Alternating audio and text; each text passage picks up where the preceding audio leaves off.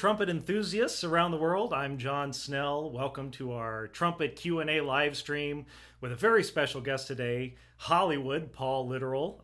Paul was a guest on our podcast, The Other Side of the Bell, episode 92. I definitely recommend going back and listening to that if you haven't heard that episode. Got a lot of great feedback. But we have Paul here today for the next 45 minutes or so to answer your questions about trumpet playing, about horn section work, about composing, arranging, all the kinds of different things Paul has done in his career. And most importantly, the release of his new album, Legacy. It is out now on all the streaming platforms, Spotify and whatnot. And you can also buy the album from his website, Outrageous8Records.com. That we'll put in the chat here in a moment. But we'll talk about that process as well. And any questions you have, leave them in the comments and I can see them, and we'll ask Paul live here on our Q&A. So without further ado, let's bring on my special guest today, Paul Litteral. Hey, Paul, looking great today. How you doing?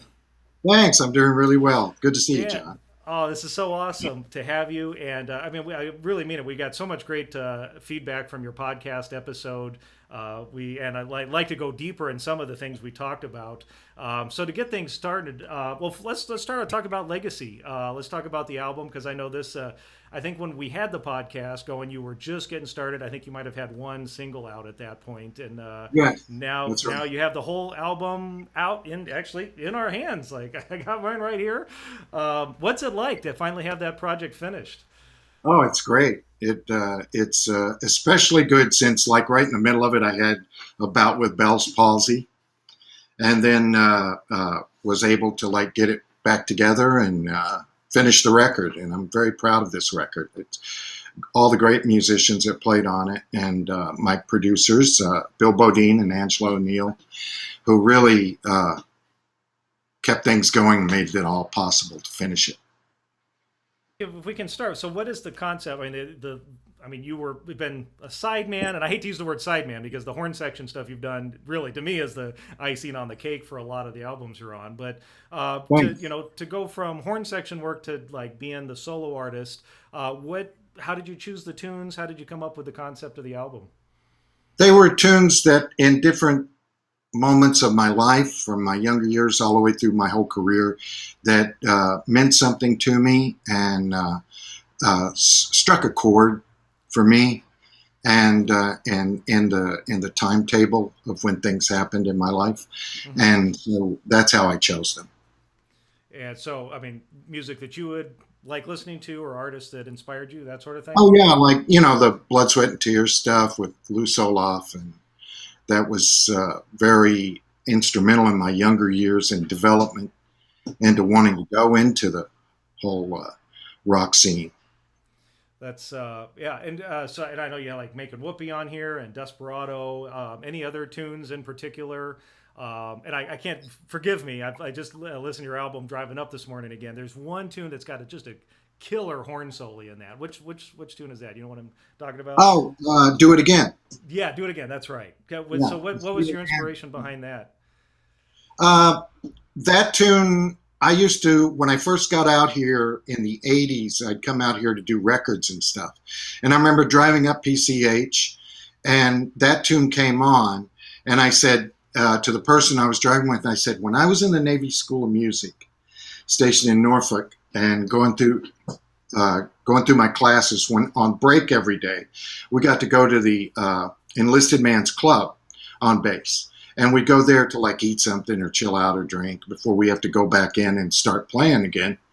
And they had that was the tune that was always featured at that club. Really? So I heard that tune at the same time every day. I don't know why it is, but it was programmed in the club music to play at that time. And that meant a lot to me at that moment. That's awesome. So, it must be really meaningful to have this project out for the world. And I meant to mention in the intro, it's doing well on the charts too, right? It just was number 3 on the radio charts. Is that correct? Yes. And then it gets released internationally on May 1st. And we just had a pre-release review from the Netherlands. And so, there's some people are listening to it. And I hope more people listen to it. That's so awesome. And I don't I got the shirt I'm representing today. Thank you so much. Your biggest It's fan. I'm your biggest it's fan. all appreciated, believe me. uh, so we got some questions. This one came in from Instagram. So Paul, I mean, you were famous for years playing in the Uptown Horns in New Mhm. York. Right. How did that start? How did that come about? I met Arno Hecht, who was the tenor player in that, at a rehearsal downtown. I don't think it was at SIR, but it was like a rehearsal band, sort of, but not. This guy was working to put some stuff together, and Arno said, "Hey, I have this band that I just is just starting called Brenda Bergman and the Real Tones," and he said, "Would you like to do that?" And I said, "Sure." And then he said, we had been playing some clubs and doing some rehearsals with her and getting the whole set together. And we got a call to do some demo session or something. And he said, like, I'd like for us to have a name when we go out. Now, he said a few years earlier, I did an iteration of this horn section that I wanted to do called the Uptown Horns, but it didn't gain any success.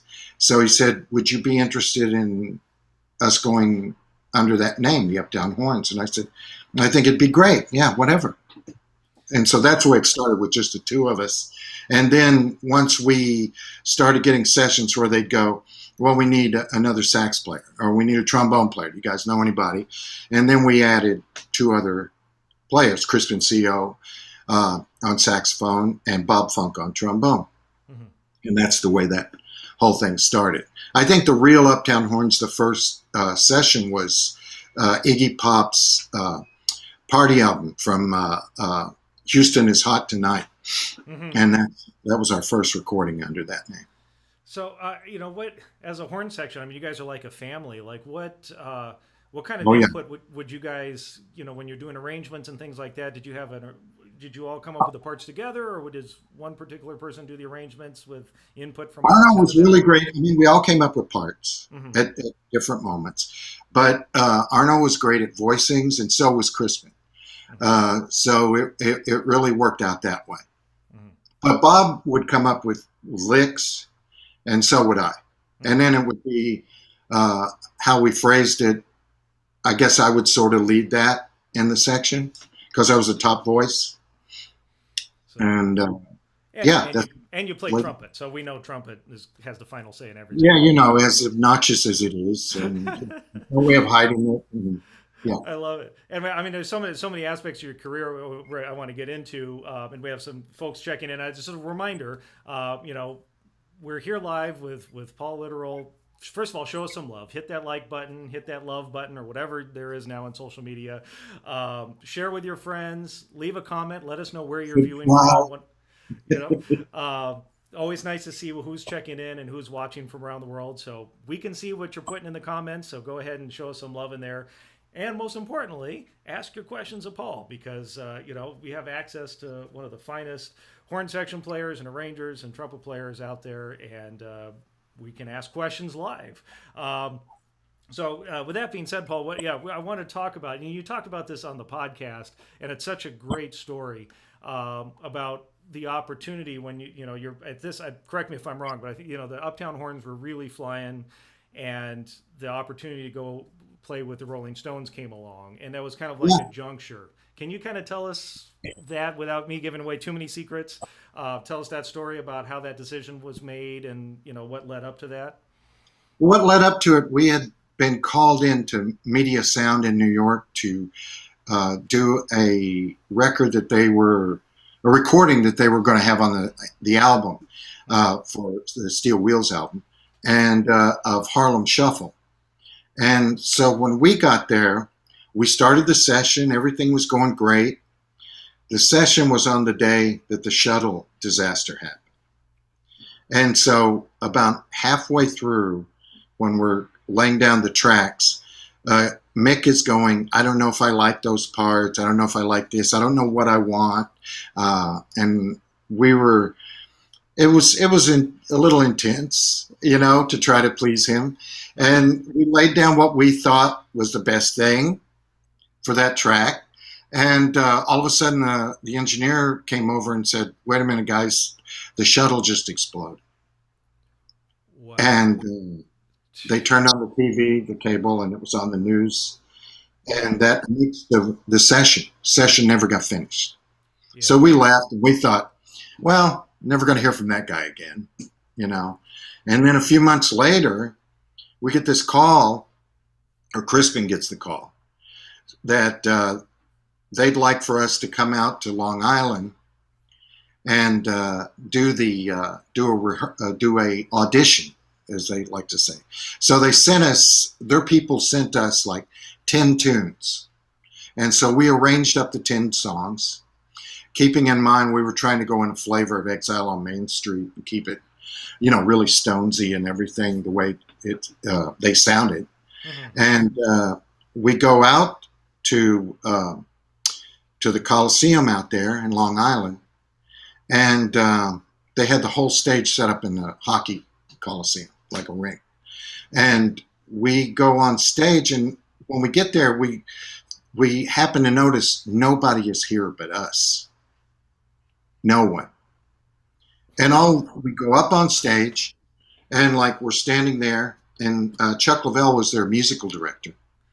And he came over and he said, "So are you guys ready?" And we go, "Yeah, what do you want to do?" And he says, "Well, we'll just call off the tunes one at a time and we'll go through them. What do you think?" And we said, "Okay." And then before we started, it was either Keith or Mick said, but when we get to Satisfaction, can you guys do the Otis Redding ending of Satisfaction?" And we looked at each other and we went, "Yeah, I think we could do that if you'd like that." And so we came up with that kind of like on the spot and like on the fly, like yeah. And when we finished, we ran down every tune, and when we finished, we said, they looked at us and they said, "Okay, we'll see you in Philly next week." And we were like, "What?" And then a week later, we were in Philadelphia. Wow, that's absolutely amazing. And correct me if I'm wrong, though. Like you guys were doing a lot of recording at the time, and was like, we were on a lot of hit records. And as big as the Stones were, wasn't there some like? Yeah, Mick really follows that close as to who does what, who plays on what, and in particular when he thinks you contributed to the sound of the band you're working with. And we had a reputation for that. We tried to be really authentic to every band we went into and what their history was, what they liked, you know, what they listened to, you know. Yeah, I think we really did a good job at that. That was one thing the Uptown Horns really, I think, were leading the way on. Yeah, no doubt. I mean, you guys, and that's the thing. And no offense to the New York crowd, but I mean, there was the session players in New York that would basically record horn parts day in and day out. And I mean, yes, it was great players, fabulous players. And so a lot of times they'd record the parts and they wouldn't even know who the singer would be on the album.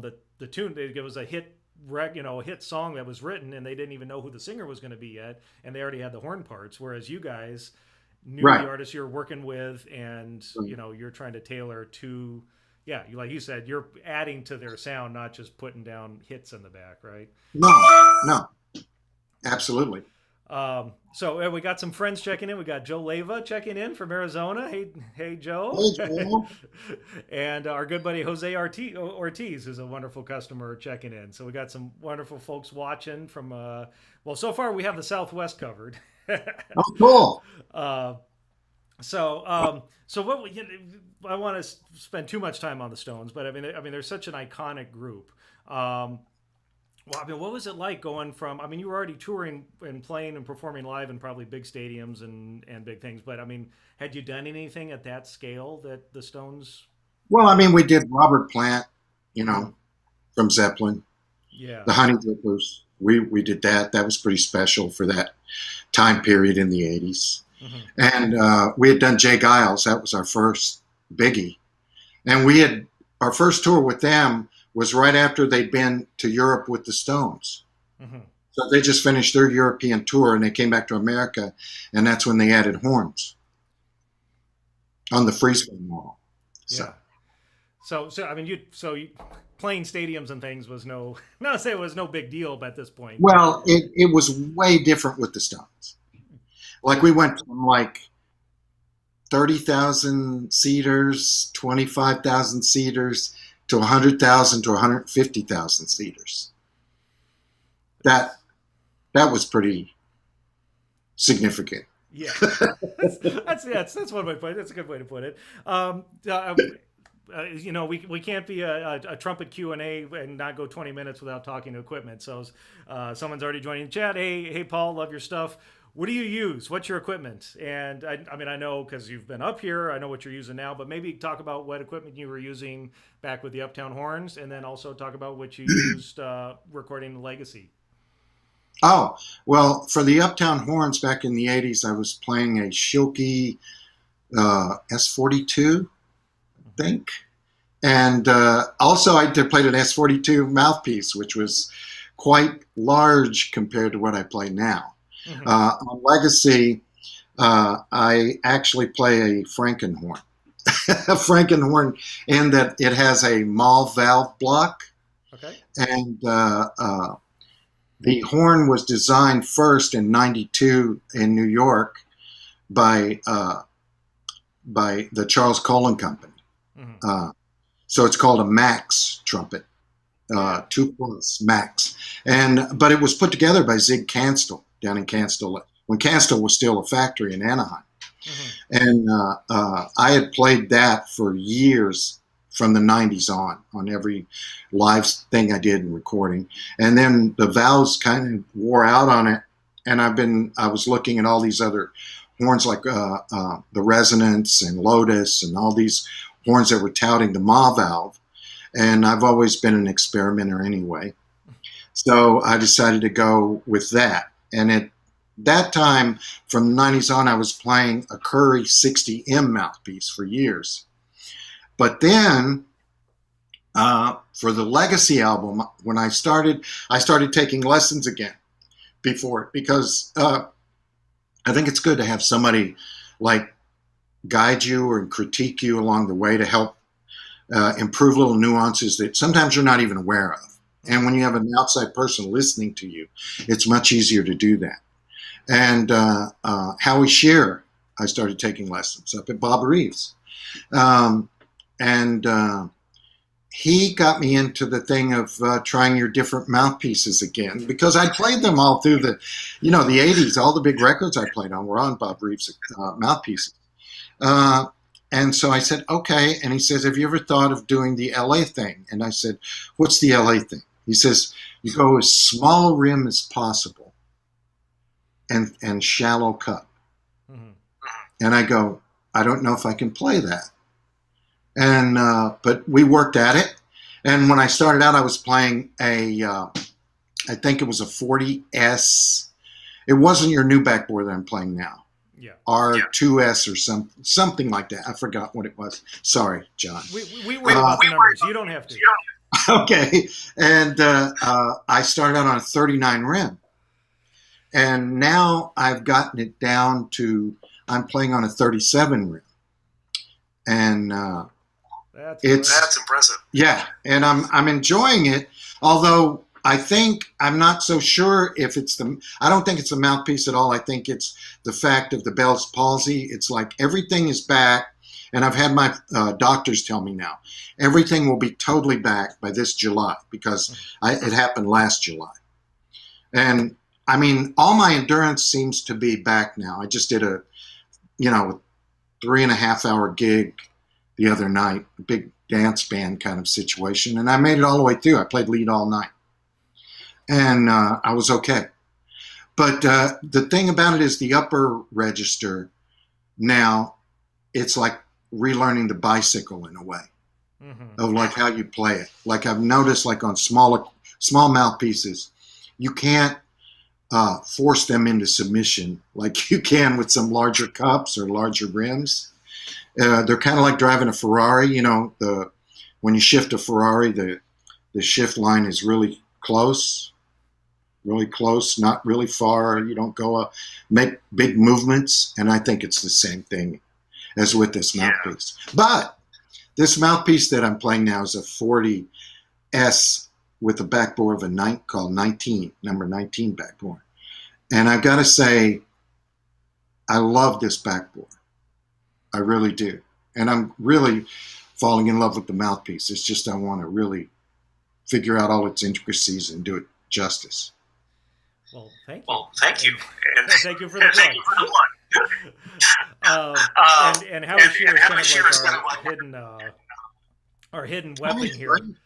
Howie's terrific. Howie, I don't know if anybody has or not, but they should check out his record that he did, a bebop record that's truly amazing. He did amazing playing on. Yeah, Bopliography, and that's the theme song to our podcast, and it's available on Spotify too if you search up Howie Shear on there. So we'll have to send Howie his commission check. That's right. $5 in the right place, see what they get you. More friends checking in. Richie Brannon checking in, and Richie actually built this trumpet. He put in the model. Shout out to Richie. And for those folks, we were talking about a lot of numbers there. For those of you not familiar with the Reeves numbering system, so that 37 rim Paul was talking about is quite small inner diameter. I mean, much smaller than, say a Bach 10.5C for comparison. Probably even like a Schilke 6A4A was probably even a little bit bigger. So that's kind of like along the lines. Bud Brisbois used a small diameter like that. 36. Yeah, he was like a 36, 37, depending on the bite. But not to get too geeky, but yeah, that's pretty amazing. That's good for you, Paul. That's awesome. Seeing the light, bigger is not always better, right?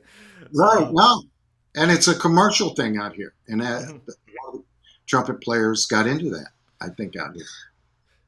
So good, great question came in about recording. So with all of your recording experience with the Uptown Horns, how did that help you with your own solo project in terms of using mics and techniques? Obviously, a lot of things changed from the 80s when everything was to tape, but I think it was working with all the producers that we did on these records. From Phil Ramone to Jimmy Iovine to Bob Clearmountain.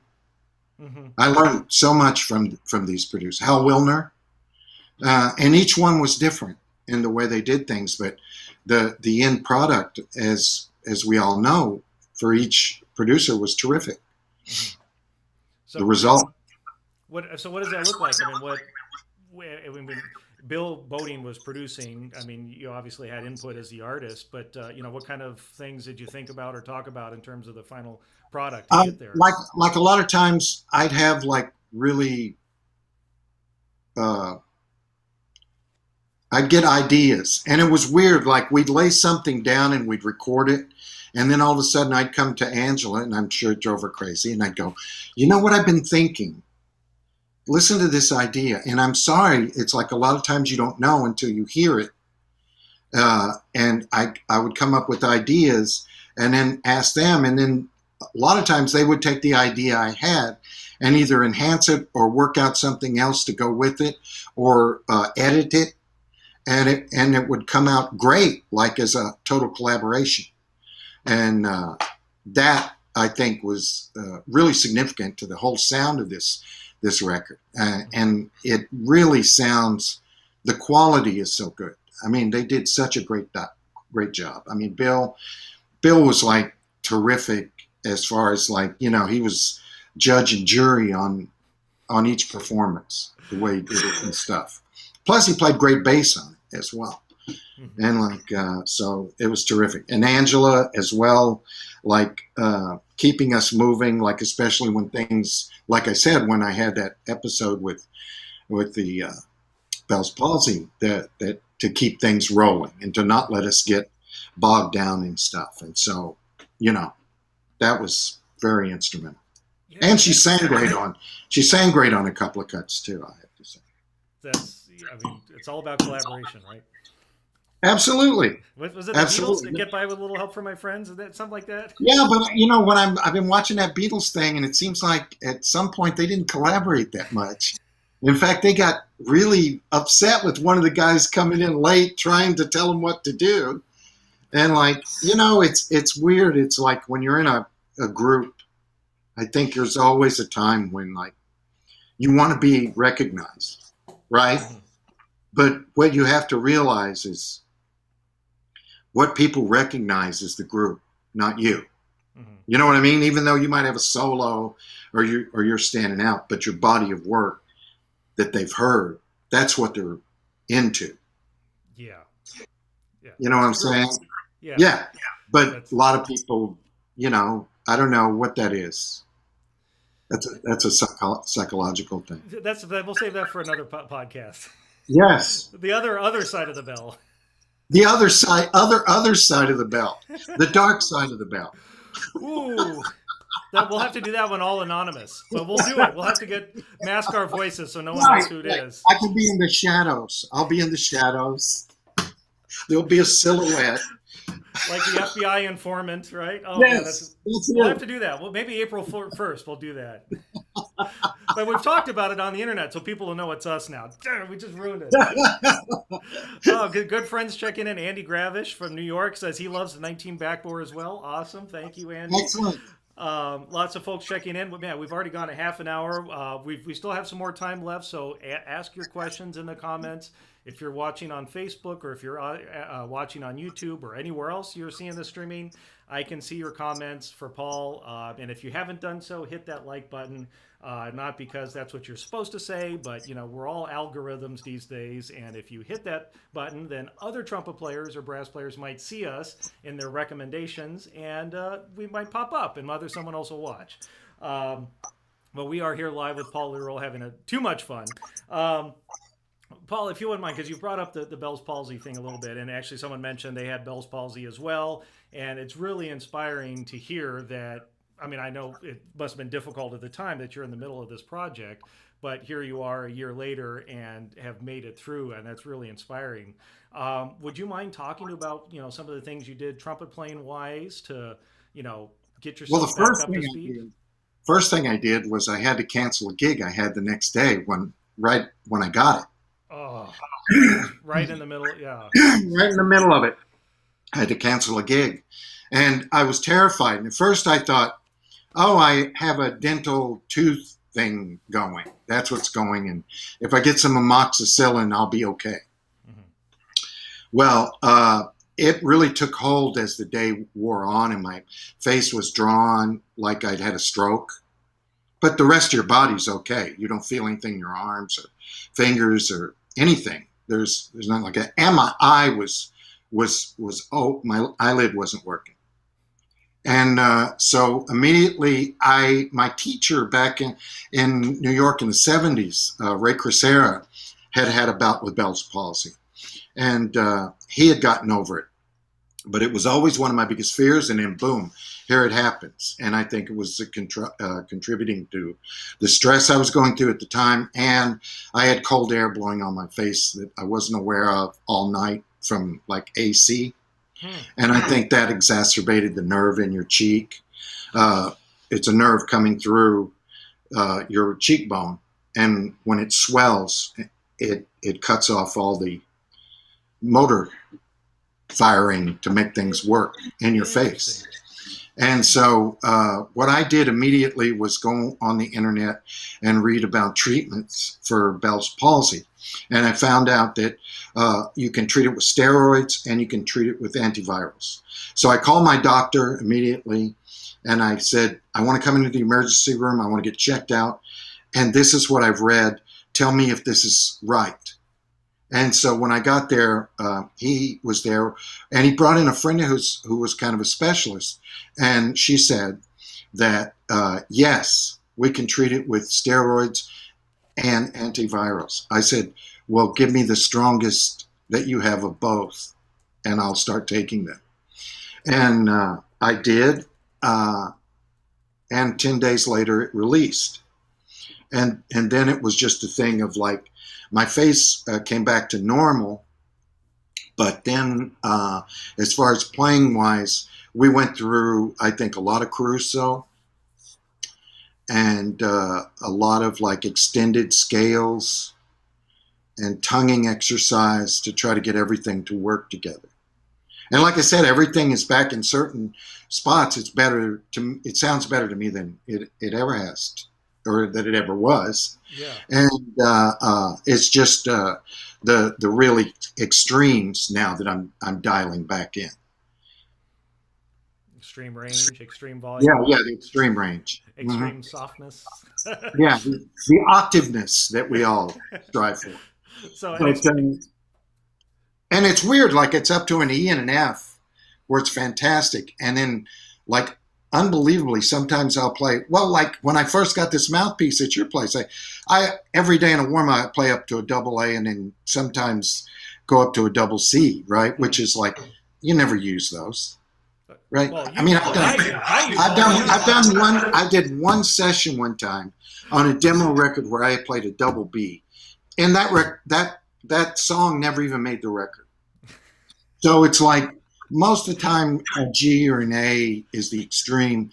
It's like most rock tunes that I know of can live in E's and F's. I mean, the Blood, Sweat, and Tears stuff, that was pushed a little bit, but that was Lou. That was Lou pushing the envelope. And the other stuff, it's like all the Earth, Wind, and Fire. You're talking, F's and G's or E's or D's forever. You're just playing up there forever. Yeah. So it's more of an endurance issue, as if anything. Yeah. Yeah. So speaking of extremes, our good buddy Joe's asking about when you were playing with these rock bands and with guitars and basses turned up to 11, right? Or, hundreds of decibels. How were you able to keep your chops focused and, not overblow and, the one thing that I did, and I should have got a patent on it and sold it, because years later now, everyone's doing it. When I was with the Stones, Keith's amp was right behind us, underneath the stage, and there was a grate open that, like, it was coming up right at us. And they had monitors in front of us and a grate below the stage as well, aiming up at us. But I could never get it loud enough to actually I could hear myself the way I needed to. So what I did is I went to one of the crew and I asked, "Do you guys have plexiglass?" And he goes, "Yeah." I said, "Could you cut me a circle of plexiglass and like put a hole through it that like the mic will fit through, and put it on the back of the microphone?" And I did that, and I got the most feedback from that than I'd ever gotten from the monitors. From the plexiglass. And that, there was some trumpet player actually patented that or did something like that. Oh yeah, they did. They sell them now. They sell all kind of versions of that. So you were there first. But it was, well, I don't know if I was the first. I mean, but I hadn't heard of it that much at that point, and I did do it. And like I noticed a lot of guys did it afterwards. And because the big thing is when you hear the volume of those amps, your tendency is to blow harder. Mm-hmm. Well, you're not going to get heard. Your sound is going to dissipate anyway, and you're going to lose endurance and everything. The wheels will come off. So what you have to do is like play your volume and just rest into that sound that's coming around you, but don't try to fight with it. And I learned to do that over the years, and it works. And they hear you. You'll be surprised at how much you can be heard. And the thing about it is, if you play that way, you're getting a better sound for the group as far as the horn section is concerned of the product going out to the public. Mm-hmm. Mm-hmm. Yeah, that and buy a 6-pack of beer for the sound guy, right? Yeah, and 6-pack of beer and whatever else they did back in the 80s. That was before my time, Paul. I know nothing about what happened back then. So, I mean, with all the artists you've worked on and all the recordings, I mean, there are any particular sessions or things that either just the tune happened to was really resonate with you, or like, I don't know, hijinks or something that happened in the studio, or something that you guys pulled off at the last second. I mean, you already brought up one of those, like with doing the Otis Redding ending. Yes.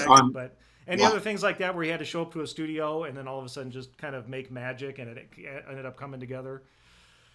Yeah, we did B-52's Love Shack. When we did that, there's actually two. I'd like to talk about two if we have the time. We've got all day. I have my wife is picking up my kids today, so we have all day as long as you got the time. Okay, B-52's Love Shack. Mhm. When we did that, we came into the studio. They didn't know what they wanted. They had no idea. We listened to the track down. It was at Platinum Island in New York. And what was the producer was Carl. I can't think of his last name. And he's a great engineer and a great producer. One of the best. I've worked with him on many. Anyway, I don't want to digress. Yeah. Anyway, we started the track. We went in the studio and we started laying down the track because it comes off a little James Brown-y. So we kind of went in that direction a little bit. And we went authentically in that direction. And when we got finished, they came in and they said, "You guys are playing great, but I don't think that's what we want." And we go, "Okay." So we scrapped it and we went all the way back and we started to make it really sparse. Mm-hmm. And suddenly that's what they wanted. And it worked out that way. And the second one was when I was on the road with Robert Plant and the Honey Drippers, and we just finished a show in Arizona. And Crispin got a call from Dan Hartman. And Dan Hartman was working on the new Rocky movie, Rocky IV. Mm-hmm. And he said, "Where are you guys at?" And Crispin said, "We're in Arizona." And he said, "We just finished a show with Robert Plant." And he goes like, "Are you guys got any downtime?" And fortunately, we had 2 days off before we picked up the tour again in LA. So he said, "Can you give me your road manager's phone number?" And he called up the road manager, and the road manager went to Robert, and they asked if it was okay if we flew to LA to do a recording, mm-hmm. and that they would meet us in LA when the tour picked back up. And he said yes. And so that night we went a red eye out of Phoenix area to LA. And when we got there, they took our luggage to the hotel, which I didn't even know where we were staying. And they took us directly to the studio, which is right across from Paramount.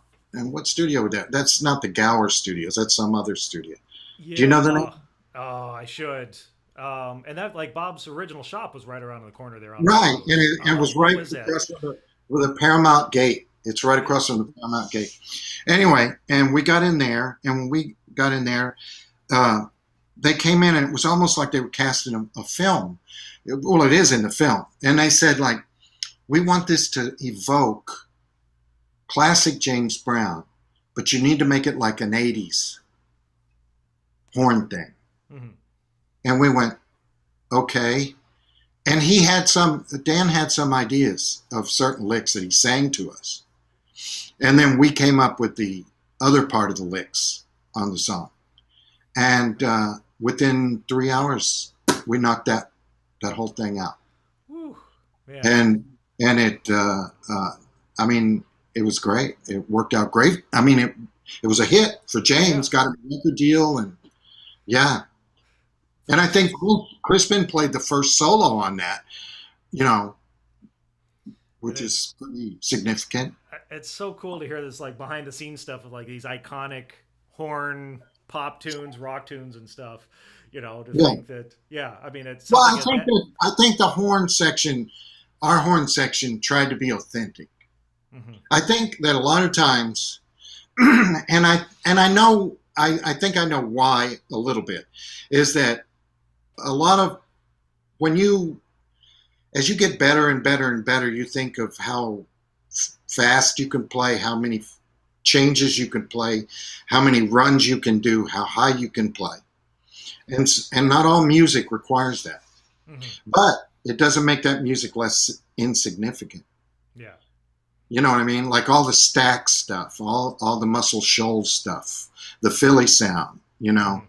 the Bay sound out here, and like it's specific, and it needs to sound a certain way.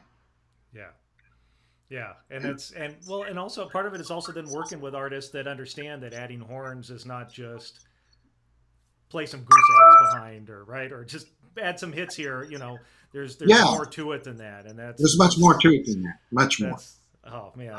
And when I was in Nashville, I got to become friends with Wayne Jackson before he Oh, passed away from the Memphis Horns, and like we talked extensively about this. mhm. And like he was such a great guy, and I learned so much from him. And I'd studied him for years, right, with Yeah. like Otis and So stuff. what insights did he give you?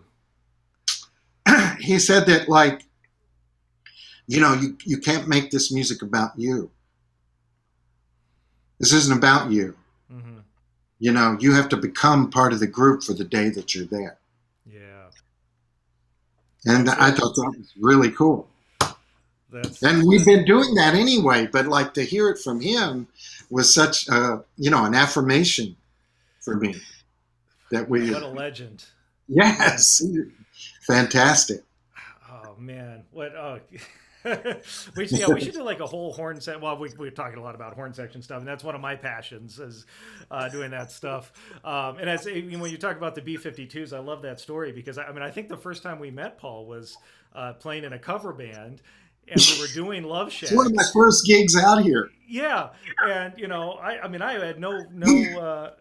I'm sitting there, and you come in to sub, and I don't even think it was the first rehearsal that you actually led on to anything. And I remember No. after we kind of got to know each other, you said, I recorded that. And then the next tune, oh yeah, that was a fun session. I was like, who is this guy? I Yeah, love I how we just got. moved out here, and like I think we were on. It was Dennis K that we were doing. Yeah, yeah, rocking. In fact, I just found our demo the Rock other Inc. day. Yes, Rock Inc. Which yeah, that's gonna remain buried. Me trying to play Lou Soloff solo on Spinning You Wheel. did a good job That's on that. oh, You did thank a you. really good job. That's really hard. I mean, everybody does that now, like an etude, Yeah, right? That's the first thing young players go into, and they learn that it's like an etude for them. But like that's he created that, yeah. Yeah, and really the good. only sad thing is I never got to interview him and talk to him about it for the podcast. He had passed away just shortly after I started the podcast to get those Yeah. Well, stories. he went away from a lot of the Blood, Sweat, and Tears stuff and didn't really revisit it, except there are recordings and videos of him in Japan Hmm. with a big band where they do part of Spinning Wheels and stuff, and he references the solo again. I'll have to check that stuff out. Mhm. Speaking of which, so like, who are some of your inspirations? I mean, we've brought up a lot of names. You brought up Wayne Jackson, and getting, you said studying him and got to talk to him. Like, who else, like trumpet wise or just musically, inspired you? Yeah, Wayne Jackson, and then if you go to the like Lou Soloff, and you go Marcus Belgrave out of Mm-hmm. Detroit, did a lot of the Detroit stuff. Then I jump and I go to like Chuck Finley with Earth, Wind, and Fire, and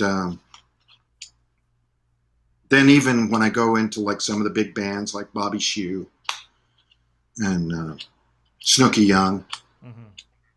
it's like because even the horn sections in the jazz bands from the first recordings of stuff like the bassy recordings, they had a specific sound, right? Yeah. And phrasing and the way they swung things. And it's the same thing in rock. It's not called swing, but it's the same thing. Yeah. The emotion that you're putting into it. That's exactly it. It's got a groove or swing to it that you can tell a great horn section. Yeah, and it has specific sound. It sounds, and then it becomes identifiable if they do enough recordings over time. You go, oh, that's Snooky. Oh, this is this. That's Chuck.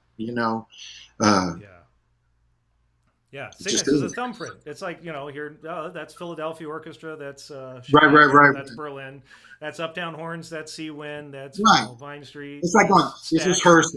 This is Yeah, Hearst. You know, yeah, and that's what I love about you guys. Is like the Uptown Horns, and you hear a Jerry Haylick, and it's even his is more 16th note oriented. It still has a yeah, groove to it, yes, it and does. it's It it's it does, and a swings feel, even. and a feel about it. Yeah, yeah, yeah. That's it. What fun. We've already gone 45 minutes. If you have a little bit more time, we have a few more questions. Sure. And this is your last chance for those viewing. We got some Catherine Hopkins checked in, said, hey, Paul. Hi, Catherine. Catherine's great. Catherine sings with Steely Dan. Awesome. And she has a solo album out that's terrific. She is a terrific, terrific, terrific singer. She sang background with Buster Poindexter on the records that I did with them and the tours. Awesome. Angela's checking in at Outrageous8 Records. My boss.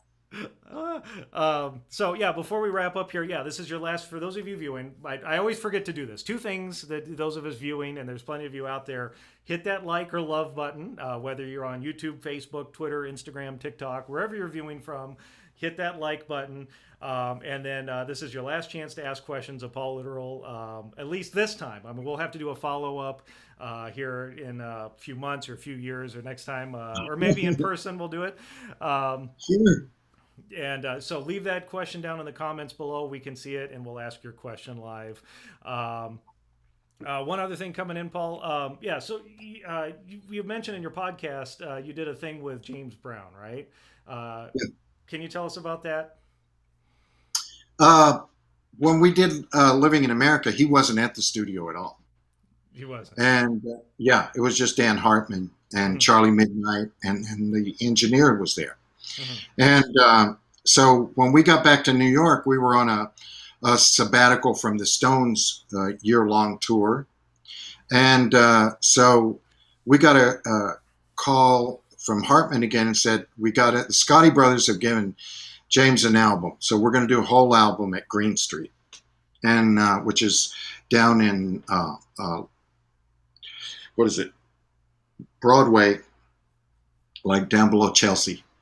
I can't think of the name of it. Anyway, so we went down there, and we go in and we finish this. We're about to finish this record. We've done like the whole album, and all of a sudden when they're playing all the tracks back, James comes in. James is brought in, and Crispin CO, they bring us into the control room, and he said, "Mr. Brown, this is the horn section that played on Living in America, and the rest of your album." And Crispin, who idolized James, as we all did, but him being from Detroit and everything, he was so in to James Brown. Yeah. He went up to James and he said, "Mr. Brown, your music changed my life." And James looked up from the control board and said, "I bet it did." And that was it, you know. It must be nice to have that much style and swagger, right? Yeah. Well, he earned it. Come on, that's James Brown. Oh yeah, I mean, what an institution. And since you're streaming in from the kitchen back there, it's about that time, and I skipped my lunch today. Christoph was asking, "What's for dinner tonight?" Oh, I don't know. What are you whipping up for us, Paul? Before we started cooking up my record, actually. Are you whipping up for something for us tonight? Anything good cooking? No, I think I do it in here because in this part of the workings of Outrageous8 Records, that I can lean on this counter, and so it's comfortable. It works out perfect. And it's got a certain what do you say, je ne sais quoi, that panache. Yeah. I mean, who wants to see a stuffy trumpet player studio with things hanging around and a picture of Clifford Brown or Miles Davis hanging on your wall? And we need a change of. I'm seeing behind me, right? Yeah. So another thing, I don't highlight from your career. It certainly is for me. We've done over 100 episodes now, which is amazing to think about on the other side of the bell. You're the only person I've interviewed who's played with the Muppets. What was that like? That was terrific. I loved playing on the. How did that come about, and what was that like? That was with Buster Poindexter. I played on that hit, "Hot, Hot, Hot," which is also another awesome horn section. We listen to that all the time here. Thanks very much. I appreciate that. But did well for Buster, and we got a call, or he did rather, to appear on the Muppet Show. So we go down and they shot it in a club in New York, Brazilian themed club, and they started looking at us, the horn section. So they decided that we looked Muppetish as well, because I had really long blonde hair, and Arno always wore shades, and so they put their band in with us, so that there's a picture that I have that I should probably send to you, of us with the Muppet band, where Zoot is right next to Arno, and the drummer, who had really fluffy hair, is right next to me. So it's pretty cool. Oh, talk about iconic. Yeah. It was so cool. So yeah, who are the great people you've played with? James Brown, the Rolling Stones, and Zoot from the Muppets, right? Oh,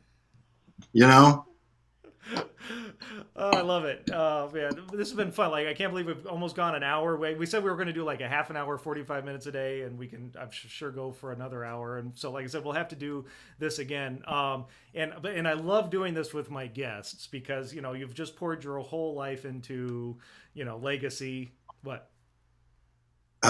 You might want to say that we're going to have a giveaway. You can have a giveaway. Yeah. Man, I almost forgot. I get carried away. So for those of you watching, Paul and Angela from Outrageous8 Records have been very generous. They've got a few shirts, right? Some T-shirts, yes, and a couple CDs that we're giving away. So for those of you watching, and for staying tuned through this whole hour, leave us some comments, and we'll choose someone from the comments to send a CD and or a shirt. So we'll choose someone from the comments, and we'll ship those out to you. So show some love in the comments if you're interested in a shirt or a CD. Say, hey, we love you, Paul. That'll be the code word, and we'll choose someone from the comments. So thank you for remembering that, Paul. No problem. And you know what? I remember something else. I remember one more thing. Go for it. Catherine Hopkins, who called in, is probably a different Catherine Hopkins than the one I'm thinking about. She was instrumental in putting up the promo for this record on awesome. on Facebook. Yeah, she works with Angela a lot, and she does a great job. Terrific. She also speaks Portuguese very well. Well, girl from Ipanema. Yeah, the only thing I know close to Portuguese, even though it's not Portuguese. Although, sorry. I love it. Well, and take it. Yeah. Well, so Catherine, your marketing does marketing for the albums, and she also sang with Steely Dan. She could take credit for that too. Two different people. I know. Hey, but what is it? Line from Ghostbusters? If someone says you're a god, you say yes, right? I mean, if someone says you sang with Steely Dan, take the credit. What? Yeah. Who's to say otherwise? Right. I love it. You're not going to get any publishing. But it's great to play on those records. So I have to ask Paul, and I mean, people absolutely hate when I ask this, because, like I said, you've just poured your life into legacy. Any other projects coming up? Is there anything else in the pipeline that you have coming up? I just did the new Borns album. He's a new artist. Yeah, he was, he did rather well on Interscope Records in his first releases. And I did a video with him with Steve Weisberg ran the session. And then Steve produced and ran sessions on part of this new album he did. Mm-hmm. And so that should be released, I think, this summer. Awesome. Well, we'll look forward to that. What was the name of the artist again? Borns. It's like B-O with a hyphen over the O. And then I'm doing a new record with Sound of Ghosts coming up. So that I got that. They're like a Americana band that I'm the only trumpet in it. Only horn in it. Awesome. And the Small World, I think the drummer in that used to teach at the my wife's former school. Sarna? Yeah. Sarna? Yeah. That's right. Small World. You never know who's... We're all 6 degrees from Kevin Bacon, right? It's true. Well, awesome projects. So yeah, folks can find you. You're on Instagram. I know Paul Litteral Music on Instagram. Outrageous8 Records is the website to get the album. I have that in the comments on both Facebook and YouTube, so folks can purchase the album if they want. I also have the Spotify links in the comments, so if people want to stream it, and you get your 1/1000th of a penny per stream. That's right. But people can enjoy the music nonetheless, right? They're trying to take care of us, huh? Exactly. Paul, what an absolute pleasure it's been having you on here. Thank you so much. Thank you, John. Pleasure. Well, what fun that was. I can't believe an hour has gone by already. Episode 92 of The Other Side of the Bell. If you want to listen to my interview with Paul, we get more into the biography of his biography, how he got started, things like that. We obviously talk about the rock and roll stuff too, which was awesome.